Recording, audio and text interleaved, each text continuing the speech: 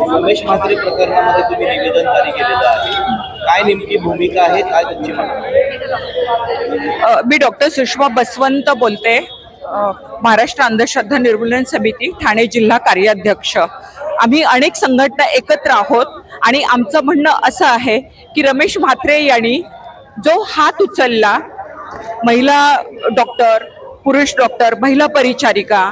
जी शिवीगाळ केली ती अत्यंत आक्षेपार्ह आहे, निषेधार्ह आहे आणि त्यासाठी त्यांना कडक शिक्षा झालीच पाहिजे। आमच्या प्रमुख मागण्या आहेत की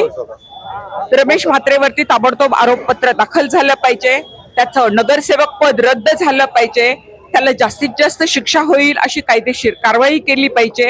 आणि संपर्कात येणाऱ्या व्यक्तीपासून कामाच्या ठिकाणी महिला कर्मचाऱ्यांना सुरक्षा पुरवण्याची जबाबदारी रुग्णालय प्रशासनाची आणि महापालिका प्रशासनाची पर्यायानं आहे। त्यामुळे पॉश कायद्याच्या सेक्शन 3 आणि 19 अंतर्गत संबंधितावर देखील कारवाई झाली पाहिजे। त्यामुळे आम्ही डॉक्टरांच्या संघटनेच्या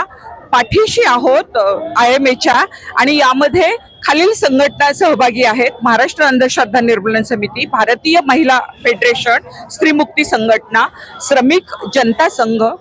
जन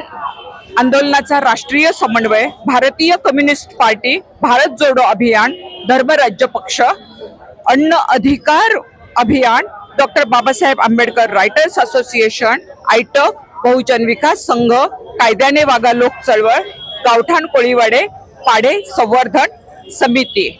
जय भारत। नगरसेवक रमेश म्हात्रेंचं जे वर्तन आहे ते महानगरपालिका कायद्यातल्या गैरवर्तनाची जी तरतूद आहे त्याच्यामध्ये ते वर्तन मोडतं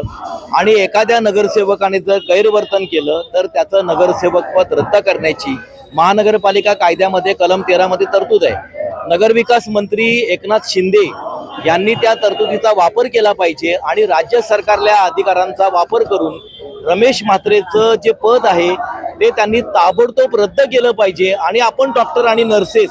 यांच्यावर जी मारहाण झालेली आहे, जो अन्याय झालेला आहे, आपण त्या अन्यायाच्या विरोधामध्ये आहोत, डॉक्टर नर्सेसच्या बाजूने आहोत, हे एकनाथ शिंदेनी महाराष्ट्राला दाखवून दिलं पाहिजे।